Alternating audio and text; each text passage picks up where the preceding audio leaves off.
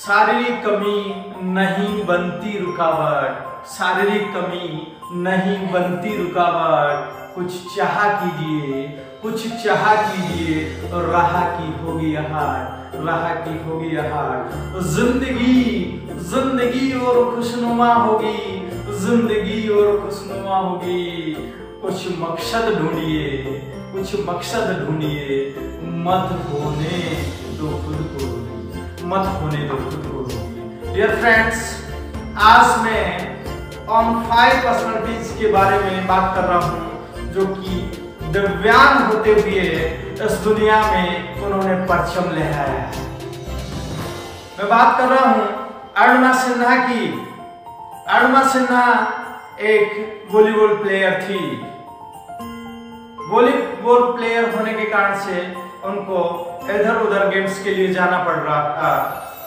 एक दिन वो ट्रेन के जनरल डब्बे में सफर कर रही थी और जनरल डब्बे में सफर करते हुए उनकी भिड़ंत है कुछ गुंडों से हो गई, क्योंकि गुंडे उनकी चैन खींचने का प्रयास कर रहे थे और अरुणिमा सिन्हा ने उनका प्रतिरोध किया।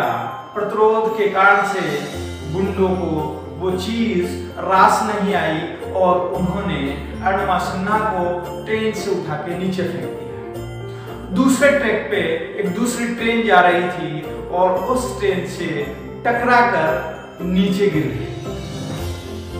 नीचे गिरने के बाद में उन्होंने कॉन्शियस जो माइंड था उनका, उन्होंने देखा कि एक पैर उनका कट चुका था और एक पैर में गंभीर चोट आ गई थी। और जब वो हॉस्पिटल में गई तो आप सोचिए उनकी स्पाइनल कॉर्ड में भी इंजरी आ गई थी। जब वो हॉस्पिटल में थी उसी टाइम उन्होंने ये दृढ़ निश्चय किया, ये चाहा कि उन्होंने कि मुझे एक नई राह बनानी है, कि मुझे एक नई राह बनानी है। उन्होंने एक दुर्गम पर्वतारोहण चुनने का फैसला किया। आप सोच सकते हैं उस स्थिति में जो आदमी चलने के भी काबिल नहीं है और उन्होंने एक सोच बनाई, इस सोच को उन्होंने पूर्ण किया एवरेस्ट फतेह करके। डियर फ्रेंड्स, आप सोचिए कि कोई भी चीज जिंदगी में ऐसी नहीं है जो कि हम नहीं कर सकते हैं। हमारी चाह में ही वो रहा है, हमारी चाह में ही वो रहा है। दूसरी पर्सनालिटी के बारे में मैं बात कर रहा हूँ, इंडियन पर्सनालिटी के बारे में बात कर रहा हूँ, सुधा चंद्रन। सुधा चंद्रन जब पढ़ती थी तो बहुत ज्यादा टैलेंटेड थी। 10वीं में उनके 80% मार्क्स आए थे और घर वाले चाहते थे, रिश्तेदार चाहते थे उनके कि ये साइंस स्ट्रीम ले, पर नहीं। सुधा चंद्रन की जो हॉबी थी वो डांस में थी और वो नहीं चाहती थी कि मेरी जो हॉबी है वो किसी रुकावट के कारण रुक जाए, क्योंकि साइंस स्ट्रीम में बहुत मेहनत करनी पड़ती है और उन्होंने आर्ट्स स्ट्रीम चुनी। और दुर्भाग्य की बात यह है कि उनके जन्मदिन से कुछ महीने पहले ही कोई बस का एक्सीडेंट हो गया और उस बस एक्सीडेंट में बहुत सारे लोग गंभीर रूप से घायल हो गए। और देखिए सबसे कम जो घायल हुई वो थी सुधा चंद्रन। परंतु कुछ जो डॉक्टर्स हैं जो इंटर्नशिप में थे, उन्होंने सुधा चंद्रन का एक घाव था उस पे वैसे ही पट्टी कर दी बगैर किसी दवा लगाए और वो गैंग्री बन गई। गैंग्री बनने के कारण से उनका जो पैर है वो काटना पड़ा और पैर काटने के बाद एक बार तो उनको लगा एकाएक कि मैं अब कभी जिंदगी में शायद डांस कर पाऊं, परंतु उनकी जो दृढ़ इच्छा शक्ति है वो देखिए उन्होंने डांस में महारत हासिल की और इंडिया की टॉप है क्लासिकल डांसर बनी,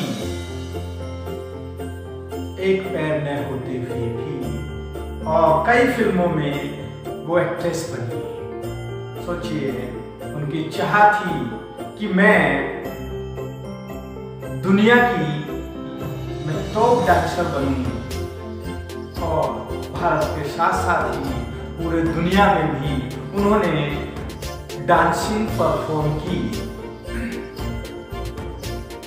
देखिए, जहां चाहा है वहां राह आसानी से बनती चली जाएगी।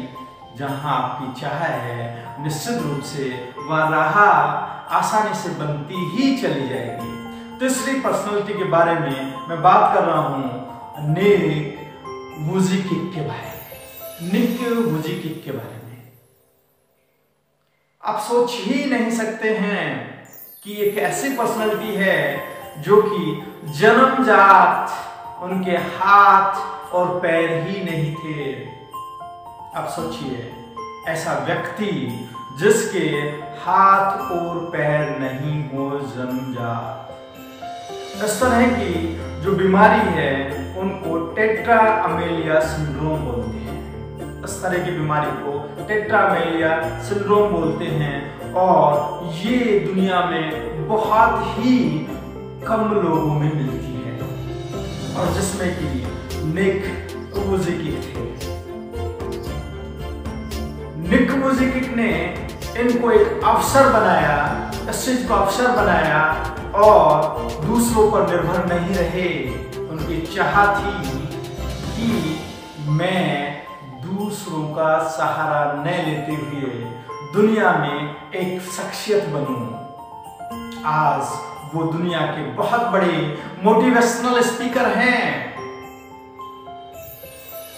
वो बहुत बड़े स्विमर हैं, वो फुटबॉलर हैं, और खुद का काम लगभग वो खुद कर लेते हैं। सोचिए, दुनिया में जो कि बिल्कुल जिनके हौसले पस्त हैं, उनका हौसला अफजाई करते हैं। बहुत सारे कंट्री में जाके बहुत सारे लोगों को हौसला देते हैं। वुजिकिक में एक चाह थी, और उन्होंने अपनी राह खुद चुनी, अपनी राह खुद बनाई, और विश्व में अपना नाम चमकाया। ये एक ऑस्ट्रेलियाई सेलिब्रिटी है। नेक्स्ट मैं बात कर रहा हूं स्टीफन हॉकिंग की। स्टीफन हॉकिंग जो कि 21 साल के थे तब मोटर न्यूरॉन डिजीज से ग्रसित हो गए थे, और इसमें उनका जो पूरा शरीर है काम करना बंद कर गया था, काम नहीं करता था। केवल उनकी जो गाल की मांसपेशियां हैं वो काम करती थी, और उनका केवल माइंड काम करता था। और एक एपरेटस था जो कि स्पीच सिंथेसाइजर के नाम से जाना जाता था। स्पीच सिंथेसाइजर है वो दूसरों से बातें करने में सहायक था। उन्होंने बहुत सारी बुक्स लिखी, और उन्होंने बिग बैंग थ्योरी दी। बिग बैंग थ्योरी ये है कि ब्रह्मांड का निर्माण किस तरह हुआ। उन्होंने बताया कि इस ब्रह्मांड का निर्माण किसी गॉड ने, किसी वाहिगुरु ने, किसी अल्लाह ने, किसी भगवान ने नहीं किया है, और उससे की रिसर्च में वो जुट गए थे, और इसमें वैज्ञानिकों को जोड़ने का कार्य किया कि वास्तव में इस ब्रह्मांड का निर्माण किस तरह हुआ। उन्होंने ब्लैक होल के बारे में भी समझाया, दुनिया को बता दिया कि वास्तव में इस ब्रह्मांड का निर्माण है किसी दिव्य सत्ता ने नहीं किया है।